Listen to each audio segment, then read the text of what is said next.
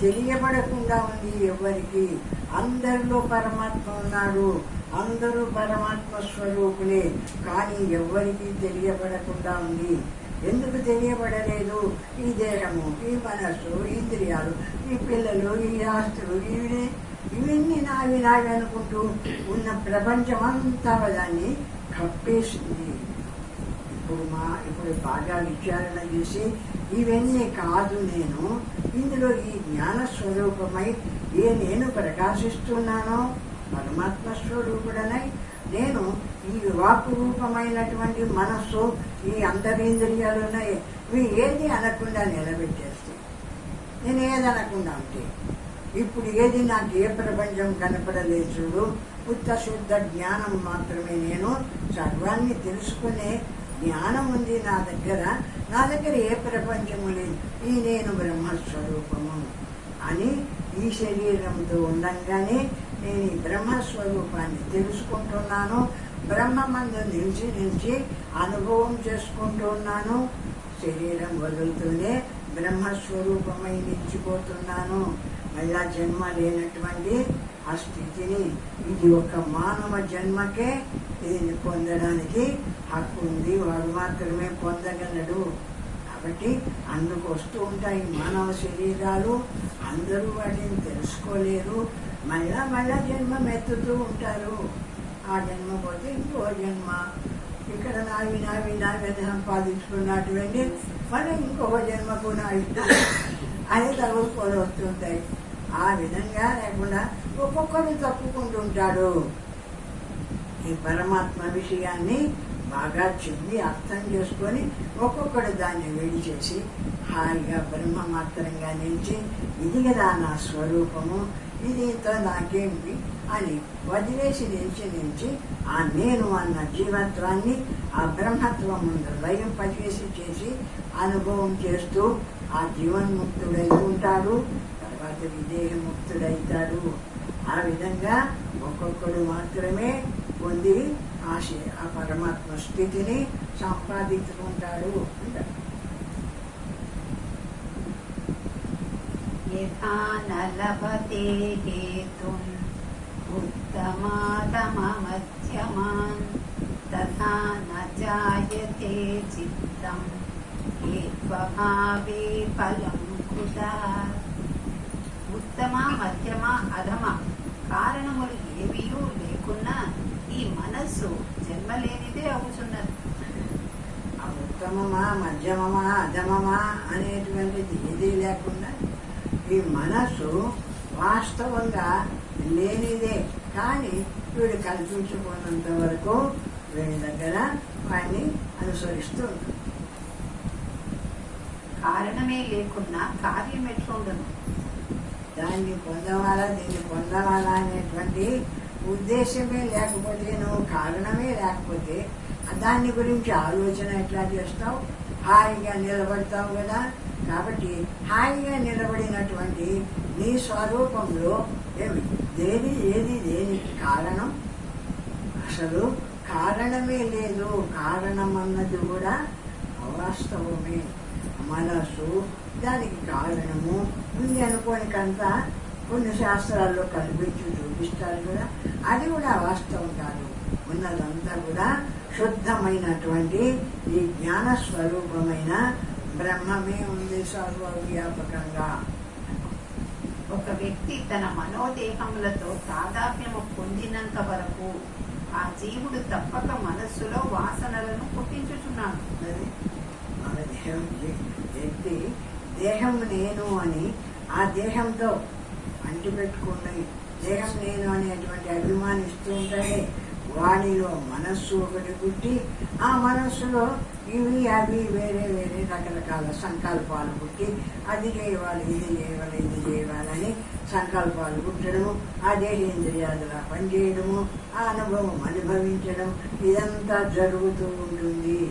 ఎంతవరకు ఎవరు బ్రహ్మస్వరూపాన్ని తెలుసుకోలేదో, ఈ మనస్సా నేను, ఇంద్రియాల నేను ఎవరు అఖండమై అనంతమై ఆ సర్వవ్యాపకమైన ఆ జ్ఞానస్వరూపం ఏదుందో ఆ బ్రహ్మం నేను అని ఎవడైతే తెలుసుకొని బ్రహ్మ మాత్రంగా నిలిచి ఈ శరీర ఇంద్రియములను బుద్ధులను ఉదాసీనంగా వదిలేస్తున్నాడో శుద్ధ జ్ఞాన స్వరూపమై నిలుస్తున్నాడు. అంతవరకు వాడికి అత్యంత తెలియనంత వరకు జన్మలు వస్తూ ఉంటాయి. ఎప్పుడైతే ఆ విషయాన్ని అర్థం చేసుకున్నాడో, బ్రహ్మ మాత్రంగా నిలిచినాడో, వాడికి మళ్ళా ఈ శరీరం అనే జన్మ ఇంకా రాదు. వాడు ఆ పరమాత్మ స్వరూపంలోనే ఏకత్వం పొందుతాడు, కలిసిపోతాడు. అందుకు పరమాత్మ నుండే బయటకు వచ్చడం వెనక్కు పోయి మళ్ళా పరమాత్మలో కలుసుకుంటాడు. అది ఏమి ఇబ్బంది అయిన విషయం కాదు. ఆ మనస్సును అధిగమించిన ఈ వాసనలన్నీ అంతరించిపోవచ్చున్నవి. కావున ఆ జీవుడు జన్మరహితుడవుతున్నాడు. ఇప్పుడు మనస్సును దాటేసినాడో, మనస్సు కూడా ఒకటి ఇది ఉంది అది ఉంది అని అనుకుంటుంటే రంగా రూపం ఏర్పడే ఇది అనుభవించి మళ్ళా సంస్కారాలు ఇదంతా జన్మకు కారణమవుతుంది. మనస్సును దాటేస్తాడు, వదిలేసి కేవలం మనస్సును తెలుసుకుంటూ ఉండేటువంటి శుద్ధ జ్ఞాన స్వరూపమే పరమాత్మ ఉందో ఆ బ్రహ్మం నేను అనుకున్నాడు. బ్రహ్మమాత్రంగా నిలబడుతున్నాడు. మనస్సును దాటేసినాడు, బ్రహ్మమాత్రంగా నిలిచినాడు. ఆ విధంగా బ్రహ్మమాత్రంగా నిలిచి ఆ బ్రహ్మమందు ఏకత్వం పొంది జీవన్ముక్తిని సంపాదిస్తున్నాడు. తర్వాత ఈ దేహముక్తి, దేహం పోయిన తర్వాత కూడా ముక్తిని సంపాదిస్తున్నాడు. ఆ విధంగా తెలుసుకున్నవాడు ముక్తిని పొందుతూ ఉన్నాడు. అనిమిత్తస్య చిత్తస్య యానుత్పత్తి సమాత్వయా అజాతస్యైవ సర్వస్య చిత్తదృశ్యం హి తద్యతః.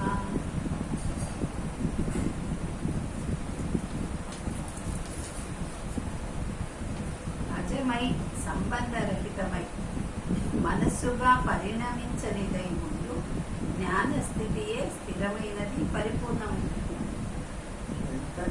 ఎవరంటే చెప్తున్నారు మహానుభావుడు మన భాషలో విధించి మనకు అర్థమయ్యే స్థితిలో విధించి అజమై అంటే ఎప్పటికీ ఉండేటువంటిదై సంబంధరహితమై దేనితోనూ సంబంధం లేదు.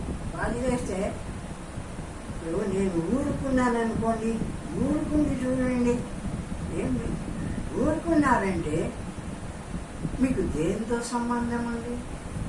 దాన్ని గురించి, దీన్ని గురించి, వాడిని గురించి, వీడిని గురించి అనుకుంటే వాటితో నాకు సంబంధం ఏర్పడుతుంది. నేను ఏది అనకుండా ఊరుకున్నాను, ఏది నాకు దేనితో సంబంధం ఉంది? ఎట్లున్నాను?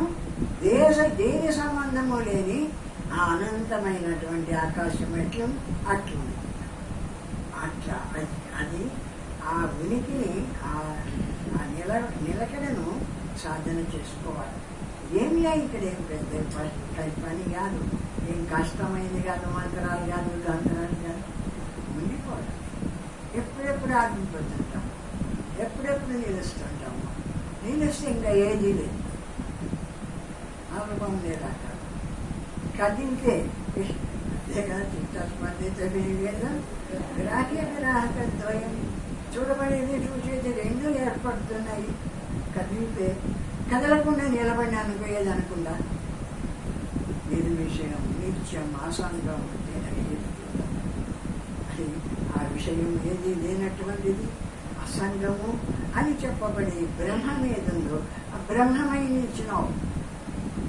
హాయిగా ఊరుకో.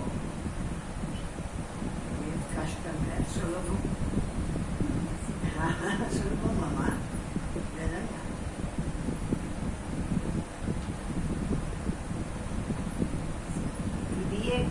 ఈ జ్ఞానస్థితియే స్థిరమైనది, పరిపూర్ణమైనది. అట్లా నిలబడిన తర్వాత ఏ నిరాకారమైన జ్ఞానం ఒక్కటే ఉందో నా దగ్గర నేను నిద్రలోకి పోలే, నాకేం తెలియకుండా పోయిన స్థితిలోకి పోలే. నేనున్నాను, జ్ఞానస్వరూపమై జ్ఞానమాత్రంగా నిల్చున్నాను. అన్నిటినీ వదిలినాను కానీ నేనున్నాను జ్ఞానమాత్రం. ఈ ఉన్న నేనెవరు? జ్ఞానస్వరూపమైన నేను, అఖండమైన బ్రహ్మస్వరూపం. అటువంటి బ్రహ్మమాత్రంగా నిలిచినాను. అన్ని వదిలేసినాను, దేన్ని అనుకోలేదు. నిశ్శబ్దంగా నిరాకారంగా జ్ఞానస్వరూపుడనై నిలిచి ఉన్నాను. ఆ స్థితిలో ఆత్మజ్ఞానము కలవాని యొక్క భ్రాంత మనస్సు తనకు ఆధారముకు ఆత్మతత్వము నుండి అంతరించుచున్నది. ఆ మనస్సు కూడా ఆత్మజ్ఞానం కలిగిందైతే ఆత్మస్వరూపం దగ్గరికి పోయి ఆత్మలో అంతరించిపోతుంది. అంటే బయటికి పోయి వాటిట్లా వీడిట్లానే అనేక రూపాలు చెందకుండా ఏ బ్రహ్మాన్ని వీడు సర్వాన్ని వదిలి బ్రహ్మమాత్రంగా నిలబడినాడో, బ్రహ్మమాత్రంగా నిలబడినటువంటి తన బ్రహ్మత్వంలో ఈ మనస్సు కూడా వచ్చి అంతరించిపోయింది, కలిసిపోయింది. ఇప్పుడు బ్రహ్మం ఒక్కటే ఉంది, మనస్సు లేదు. మనస్సు లేదు, ప్రపంచం లేదు. శుద్ధమైన బ్రహ్మం ఒక్కటే ప్రకాశిస్తుంది. ఆ విధంగా ఉంటున్నాడు ఆ జ్ఞాని అయినటువంటి వాడు. పరమాత్మ తెలుసుకొని ఆత్మ జ్ఞానోదయము కలిగిన క్షణముననే సాధకుడు ఇంతవరకు పోరాడుచూ ఉన్న మనస్సు లేనిదే అవుతున్నది. ఎప్పుడు ఆత్మజ్ఞానం కలిగిందో, బ్రహ్మం నేనని తెలియబడిందో, ఆ బ్రహ్మ మాత్రంగా ఎప్పుడైతే నిలబడిపోయినాడో, ఏది అనకుండా అట్లా నిలబడిపోయిన వాడి దగ్గర ఈ మనసు లేనిదైతుంది. అది ఏం పని చేయడంలే, ఏ రూపాలు పొందడంలే.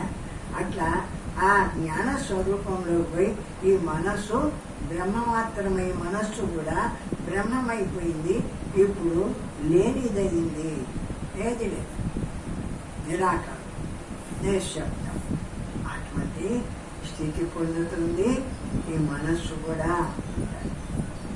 మరియు ఆత్మ నుండి మరుగుపరచు కోట గోడ వలె నిలిచిన మనస్సు ముందు స్థలముననే సచ్చిదానంద రూపమైన ఆత్మతత్వమును కనుగొలుచున్నాడు.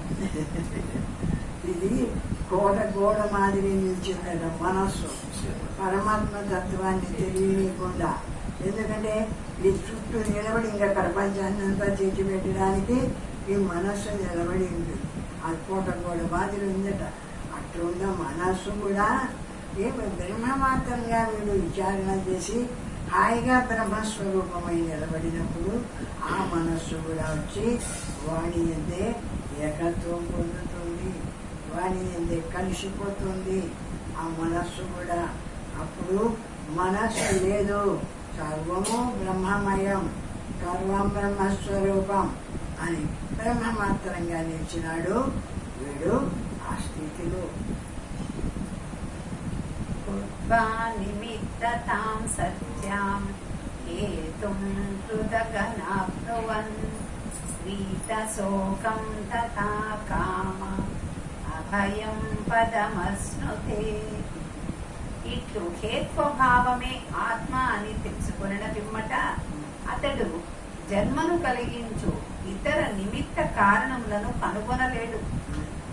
ఇప్పుడు అందరినీ విడిచి ఈ బ్రహ్మమాత్రంగా నిలబడమే వాస్తవమైన బ్రహ్మ స్థితి అని తెలుసుకున్న తర్వాత మళ్ళా వాడు వాటిని గురించి వీటిని గురించి ఈ ప్రపంచాన్ని గురించి అనుకుంటాడా? ఇంకా వాడు దేన్ని అనుకోడు, వదిలేసి కేవలము ఆ బ్రహ్మమాత్రంగానే నిలబడతాడు. ఆ పరమాత్మ ఏదుందో ఆ పరమాత్మ మాత్రంగానే నిలబడినాడు. కానీ ఇంకా దేన్ని గురించి వాడు అనుకోలేదు. దేన్ని గురించి అనుకోలేదు కాబట్టి ఏ ప్రపంచము వానికి కనపడలేదు. శుద్ధ జ్ఞాన స్వరూపం ఒక్కటే బ్రహ్మమాత్రంగా నిలిచి ఉంది వాడి అనుభవంలో. ప్రతి వాడు రాగము భయము శోకము లేనట్టు మోక్షమును పొందుతున్నాడు. రాగము కోరికలు కానీ, శోకము అంటే దుఃఖాలు కానీ, ఏ భయము అనేటువంటిది కానీ ఏది లేనటువంటి శుద్ధ జ్ఞాన స్వరూపమైన ఏ బ్రహ్మ ఉందో పరమాత్మ, ఆ పరమాత్మను పొంది మోక్షాన్ని పొందుతున్నాడు. అంతా వదిలేస్తాడు, హాయిగా నిలబడతాడు, నిరాకారంగా ఆ మోక్షాన్ని పొందుతాడు.